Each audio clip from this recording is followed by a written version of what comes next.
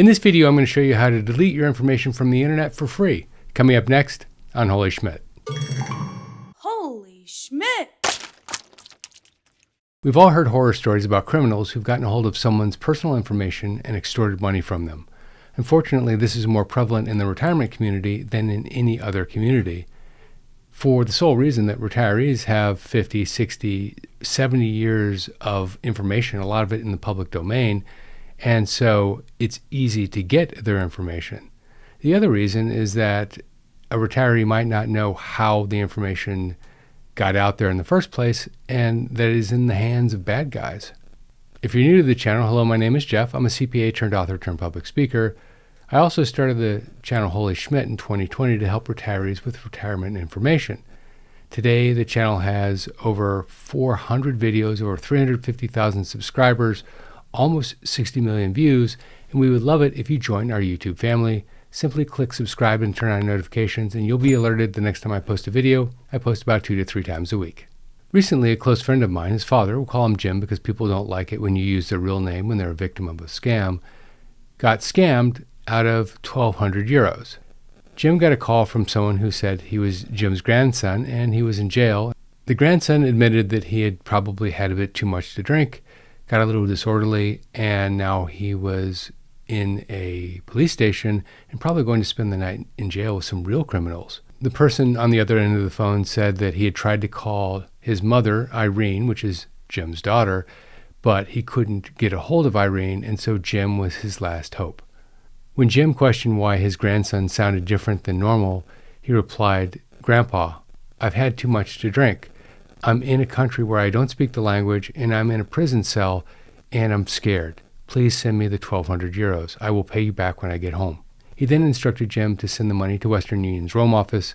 He gave him a confirmation code, told him to put it in the name of his friend Mark, who was going to go pick it up, and to make sure that it was $1,250 after fees, because that's the exact amount he needed to get out of jail. Jim, thinking it might be a scam, sent a text to both his grandson and his daughter Irene, and then tried to call both of them, never got a hold of them. He also remembered seeing a picture of his grandson on social media in Rome a couple of days ago, and even though he wasn't sure, he sent the money. About 30 minutes after he got back from Western Union, he got a call from his daughter saying that her son, his grandson, wasn't in Italy anymore, he's back home. Gang, I put together a checklist for people who are thinking about retirement or who are in retirement. It's called the Retirement Ready Checklist. It's 100% free. It's my gift to you, and it covers a lot of the big things that you need to think about when going into retirement. If this is something that you're interested in, go to holyschmidt.com/checklist, and it will be emailed to you instantly. You'll also be added to our list and get tips, tricks, and other information for retirees. Simply go to holyschmidt.com/checklist, and we will send it to you right away. Now, most people watching this video are thinking, I would never fall for that. And many people don't. But it's a lot more convincing when the criminal knows that your grandson is in Italy or was recently in Italy, knows your name, knows the name of your daughter, knows the city and state that you live in and that your grandson lives in, and has a lot of other personal information, including his or her social media account information. All of that and much more is available on People Search services for about $20 a month. And by the way, if you don't know how they work, it's pretty simple. These information services scour the internet for information, and it usually starts with an email address. So they'll find a common email address and they'll start gathering data about someone who owns that email address. And they'll start to look for other common things, like once you have someone's email address, you can get their physical address. Who else lives at the physical address? And they start to build a picture about you. And then they do the same thing with everybody that you're attached to. And they do that millions and millions of times a day in many cases. And over a very short period of time, they have a lot of information about you and others. And by the way, there are literally hundreds of these companies out there that do this. And they build themselves as companies that help protect people from bad actors out there. They use horror stories about a woman who married a man and later found out that he was already married. In fact, he was married twice to 2 people besides her. And had she simply done a search on this individual, this would have shown up in his data pack. But what can be used for good can also be used for bad. And what happened to Jim is a perfect example of that. Using the same type of service, the people were able to find out a lot of information about him in about 60 seconds, including his phone number, because these services also list phone numbers. And with that, you can pretty quickly run a scam on someone. I used Italy as an example, but it could have been a post about their visit to Chuck E. Cheese. They just need some sort of data point that very few people would know, or at least it would look like they would know about it. And with that data point, it gives them enough to cause doubt in their target.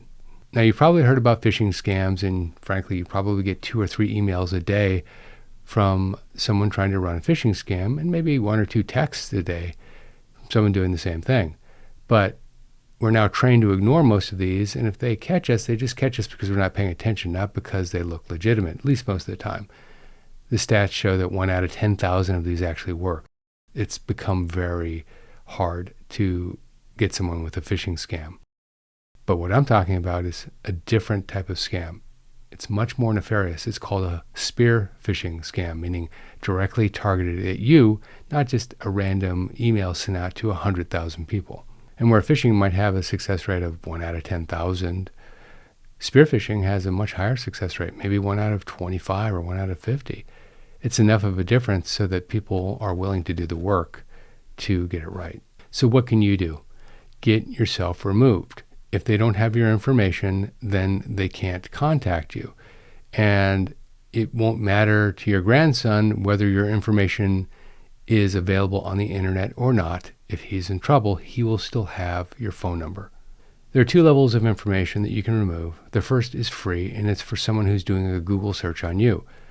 So what you need to do is put your name into Google and hit search and see what comes back. For anything that is you can actually ask Google to remove the results. And you go through and you remove the results from every line item on search until you get them all. When you ask for the results to be removed, you have to give them some information, and it may take a bit of time, and then you move on to the next one and on to the next one until there's nothing left on Google.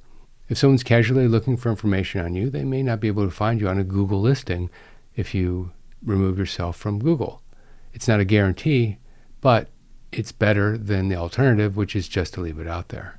The problem is that even if you're successful with removing your information from Google search, this isn't the most dangerous of the information out there. The most dangerous is from these data mining sites that I talked about earlier. Even if they don't show your information on an internet search engine, it doesn't mean that they won't give your information to someone who's paying to look you up. To get your information removed from these data mining sites, you need to contact the site directly and ask them to remove your information. And the problem is that if you somehow manage to get your information removed from these sites, and there are literally hundreds of them, others pop up along the way. So it's a never-ending job.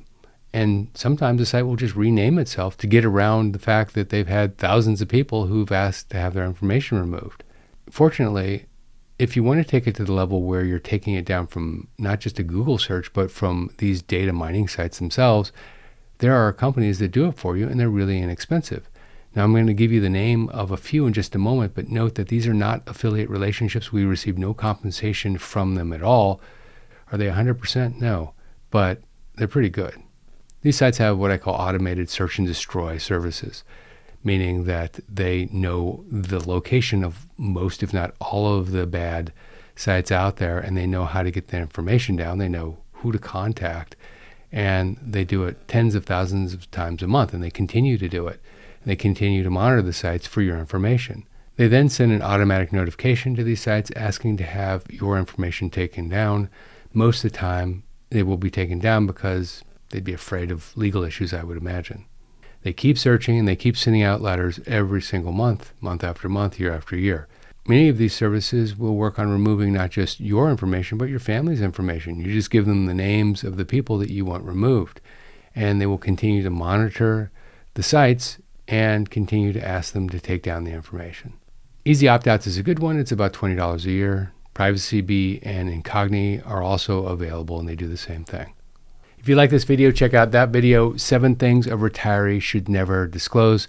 Also, don't forget to go to holyschmidt.com/checklist to download your free retirement ready checklist. This is Jeff Schmidt, and I will see you in that video right there.